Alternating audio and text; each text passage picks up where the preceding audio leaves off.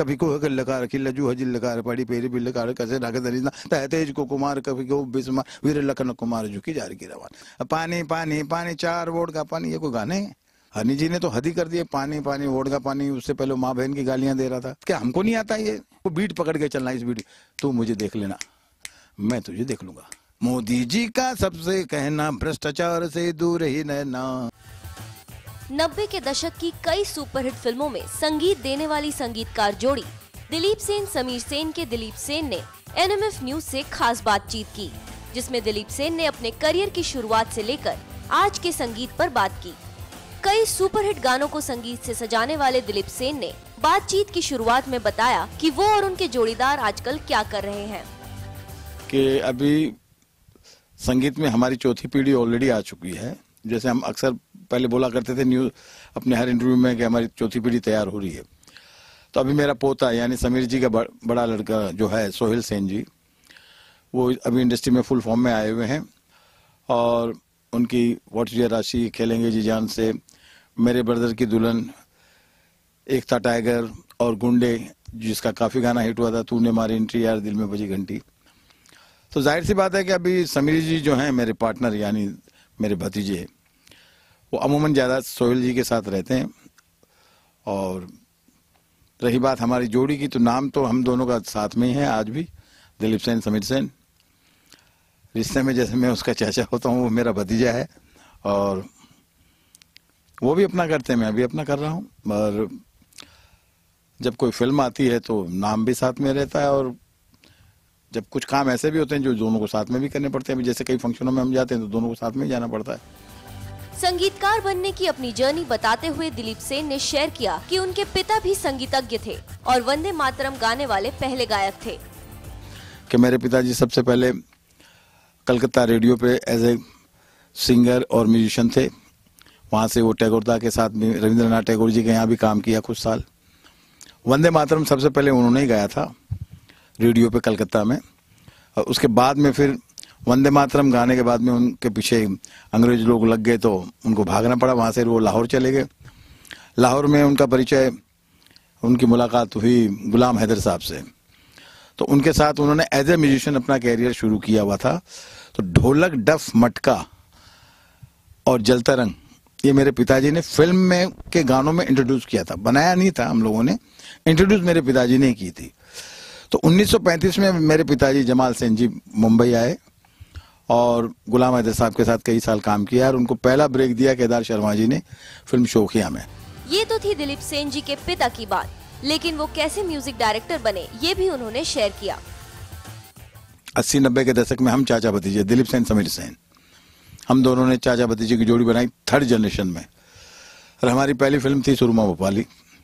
वहाँ से हमारा कैरियर शुरू हुआ। और उसके बाद में जब हमारी सेकंड पिक्चर आने लगी जुल्म की हुकूमत, वहाँ यश जी से मुलाकात हुई। तो समीर जी तो पहले से ही यश जी को जानते थे, मगर जब उन्होंने वो साजिद नडियाद वाला जी की पहली फिल्म थी जुल्म की हुकूमत, और हमारी भी सबसे बड़ी फिल्म थी वो।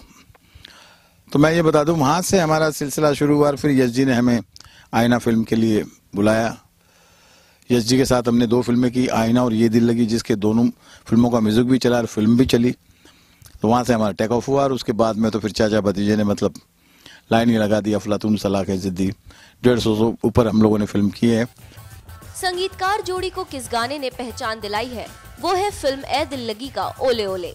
लेकिन जब आप इस गाने के बनने की कहानी जानेंगे तो मुस्कुराए बिना नहीं रह पाएंगे।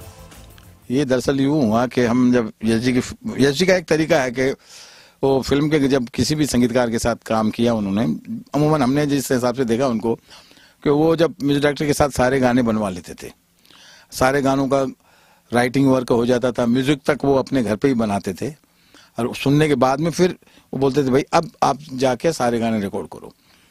तो ओले ओले जो गाना था, इस गाने की बजाय मैंने 3 गाने और भी बनाए थे इसकी जगह, और ये गाना बन नहीं रहा था। तो हम लोग मतलब उसकी जगह मैंने एक गाना बनाया था, प्यार में दिल का मुर्गा बोले कुकड़ू को आई लव यू तुनक तुन तुन तुनक तुन तुन तुनक तुन तुन तुनक तुन। सेकंड गाना था हमारा दिल तेरा है दीवाना अय्यो अय्यो माना ये मैंने माना अय्यो अय्यो। फिर उसके बाद में ओले ओले जो शब्द है, मैं आपको बता दूं कि जब हम एक दिन यश जी के यहाँ से निकले, बरसात के दिन थे, हमारे पास एक स्ट्रगल टाइम था, तो बड़ी गाड़ियाँ तो होती नहीं थी, छोटी सी एक वैन थी, मारुति वैन। निकले तो पहले बरसात थोड़ी थोड़ी आ रही थी, झिरमिर। उसके बाद में जब थोड़े से दूर गए तो इतने बड़ करके बरसात आई, तो मैंने बोला समीर ऐसा लग रहा है ओले तो नहीं गिर रहे हैं कहीं। तो समीर जी ने बोला नहीं चाचा, ये ओले शब्द को कहीं अगर अपन इस्तेमाल करें तो। मैं थोड़ा कंफ्यूज हुआ, मैं बोला ओले किस तरीके से इस्तेमाल कर सकते? बोले गाने में ले सकते हैं अपन। तो समीर रंजान जी को हमने घर आके फोन किया, मैंने बोला वही आज रहा एक शब्द मिला है ओले, उसको कैसे यूज कर सकते हैं? तो नो डाउट हमारे हिंदुस्तान के नहीं वर्ल्ड प्रख्यात हैं समीर रंजान जी। वो जब गाने के बैठे तो उन्होंने फिर कहा कि यार दिलीप, समीर मुझे ऐसा कुछ लगता है कि जब भी कोई लड़की देखूं मेरा दिल दीवाना बोले ओले ओले। अब इस पे तुम लोग धुन बनाओ। और कुछ धुन रफ थी भी मेरे पास, डन डन डन डन डन डन डन डा रे रे रा रा रा रा रा रे रा। कुछ उन्होंने हेल्प की, कुछ हम लोगों ने की, तो तब जाके ये ओले ओले गाना बना। मगर वो गाना मैंने करीबन, मुझे जहां तक याद है 2-3 महीने तक हमने सुनाया नहीं। तो एक बार ऐसा हुआ कि नरेश मल्होत्रा जी अपने ग्रुप के साथ ही, यूनिट के साथ ही आते थे अक्सर सिटिंग में। उस दिन खास करके एक बच्ची आई थी जो ये दिल लगेगी कि ड्रेस डिजाइनर थी। तो नरेश जी ने पूछा उससे भी कि तुम ये गाना सुनो कैसा लगता है? तो उसने गाना सुनते ही उछल पड़ी, बोला अंकल ये दिलीप अंकल ये तो बहुत हिट गाना है। मैं सोचा बच्ची है, इसको म्यूजिक की कोई सेंस नहीं है। मैं बोला थैंक यू बेटा, थैंक यू, बहुत जैसे अंग्रेजी में बोलते हैं। नेक्स्ट डे 2-3 दिन बाद हमारी जब सिटिंग थी तो वो अचानक उस सिटिंग में बैठी हुई थी। तो यश जी ने फिर मुझसे पूछा यार तानसेन, मुझे तानसेन बोलते थे, तानसेन क्या हुआ उस गाने का? वो जो लास्ट इंट्रोडक्शन गाना है भाई, पहला गाना है फिल्म का, और आप समझिए पहली रील में ही वो गाना है, तो मुझे गाना वो ऐसा चाहिए कि बस ब्लास्ट होना चाहिए। तो मैंने कहा सर कोशिश कर रहा हूँ। तो बीच में वो बच्ची बोल गई कि अंकल इनके पास एक गाना है ओले ओले, बहुत बढ़िया गाना है। तो यश जी ने मेरी तरफ देखा और बोला क्यों तानसेन, हमको अभी तक नहीं सुना है आपने? बोला नहीं सर वो आपकी स्कूल का नहीं है। तो वो बोले यार स्कूल कौन सी होती है, इस बच्ची को अगर गाना पसंद आया तो अच्छा है। मैं बोला नहीं सर, क्योंकि मैं भी डर रहा था कि उनके साथ आईना का जब हमने म्यूजिक लिया, उसके अलावा उनके जो पूरी फिल्मों के जो पीछे का बैकग्राउंड अगर यश जी का देखा जाए, चांदनी, सिलसिला या दाग है, या जो भी फिल्में उनकी जितनी भी हिट सुपर हिट फिल्में, सारी फिल्में हिट रही, सारा फिल्म म्यूजिक हिट रहा उनका, तो कभी भी ऐसा छिछोरा गाना नहीं था। तो मैंने डरते हुए वो गाना सुनाया तो आप यकीन मानेंगे नहीं कि उन्होंने वो गाना सुनते 2 मिनट तो चुप रहे, उसके बाद में मेरी तरफ देख के बोला हाँ, वाह तानसेन, ये तो इस साल का सबसे बड़ा गाना है।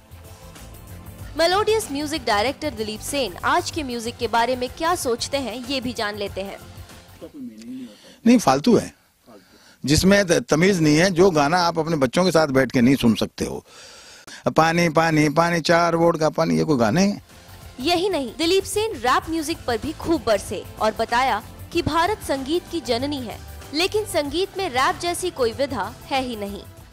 कि संगीत जो था वो सिर्फ हिंदुस्तान में ही था, वेद जो थे हिंदुस्तान में ही था, संस्कृति जो थी हिंदुस्तान में ही है। तो जो आप बोल रहे हैं, तो मैं उसका एक उदाहरण देना चाहता हूँ। हमारे उस डिंगल और पिंगल 2 भाषा हुआ करती थी आज से 10,000-5,000 साल पहले। जैसे हनुमंत के लपेटे दे लंगूरे की झपेटे दे दुष्ट को दपेटे चरपेटे चाकलान बजने का चरते हो तो कटाकट गिरी से न फटाफट फटी फटी पार जान।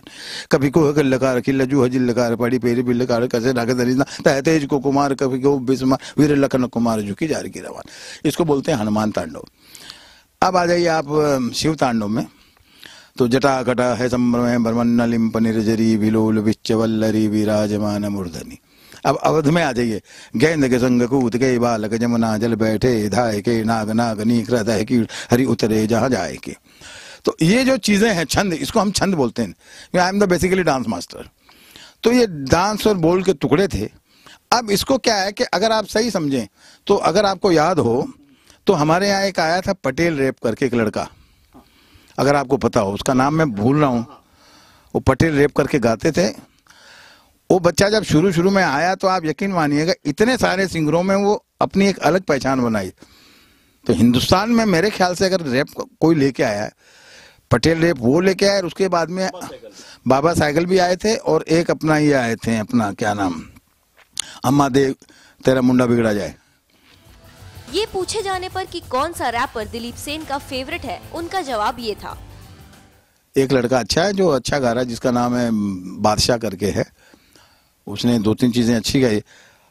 उसके गाने में मुझे फिर भी थोड़ा बहुत ठहराव और एक साफ सुथरापन भी लगा। जैसे उसने एक गाना बनाया था डीजे वाले बाबू, तुझको मैं ये करा दूं या वो कर, मतलब उसके गानों में बिल्कुल छिछोरा नहीं था। जैसे हनी जी ने तो हद ही कर दिए, पानी पानी वोडका पानी, उससे पहले माँ बहन की गालियां दे रहा था।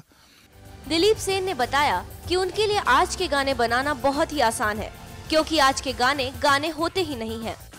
हिंदुस्तान में हमारा अपना एक कल्चर है, जिसकी वजह से पूरे विश्व में, पूरी दुनिया में हिंदुस्तान के बराबर कोई नहीं है। हमारी लैंग्वेज में, हमारे पहनावे में, हमारे खाने में, हमारे संगीत में, हमारी भाषा में, हमारी वीरता में, किस चीज में आप हिंदुस्तानी को पिछाड़ सकते हैं? कोई नहीं पिछाड़ सकता। अगर ये बच्चे अगर जा रहे हैं, अगर आप जैसे कह रहे हैं कि मैं क्यों नहीं करा, बात क्या हमको नहीं आता ये? इस पहली बात तो इनमें कोई गिनती नहीं है। जो मुंह में आया वो बोल दो, वो गाना है। मतलब आपको बीट पकड़ के चलना, इस बीट तू मुझे देख लेना, मैं तुझे देख लूंगा, तब तेरी माई तेरी बहन का बंदा है, बड़ा बड़ा बड़ा बेटे, कुछ भी अंदर पीस, वो गाने नहीं होते सर। दिलीप सेन भले ही आजकल ज्यादा एक्टिव ना हो, पर देश दुनिया और समाज में क्या चल रहा है उस पर उनकी पूरी नजर रहती है। दिलीप सेन से जब प्रधानमंत्री द्वारा किए गए नोट बैन पर सवाल पूछा गया, तो उन्होंने कुछ इस अंदाज में पीएम मोदी के फैसले का समर्थन किया। नरेंद्र जी मोदी जी साहब का तो जितनी तारीफ की जाए उतनी कम है। और मैं एक बात जरूर कहना चाहूंगा, ए धरा गुजरी गुणियल गुणियल गुणवंती गुजरात, यहाँ पे छोटा सा एक गांव है, वडनगर है जिसका नाम, दामोदर जी चाय बेच कर करते थे गुजरान, हीरा बा की कोख से जन्मे, हीरा माँ की कोख से जन्मे एक अवतारी लाल, जब गरीब के घर जन्मा एक चाय बेचने वाला, भारत माँ कह उठी है अब आया मेरा रखवाला। स्वच्छ भारत है अपना नारा, हम सबको है जान से प्यारा, मोदी जी का सबसे कहना भ्रष्टाचार से दूर ही रहना। तो जो मोदी जी का ये कहना है कि भ्रष्टाचार से दूर रहना, मैं समझता हूँ ऐसा जिगरा किसी को कहने के लिए बहुत कलेजा चाहिए। शेर का कलेजा नहीं, 100 शेरों का कलेजा उनका है। और जो उन्होंने मुहिम चलाई, माता रानी, ईश्वर, अल्लाह, भगवान, जीसस, वाहिगुरु सब उनको मदद करें। और जो उन्होंने ये जिस राह पे चले हैं, सब मिलके, हम हिंदुस्तानी नहीं पूरी दुनिया उनके साथ है, और ईश्वर उन्हें कामयाबी करेगा। ये हमारी ईश्वर से प्रार्थना है।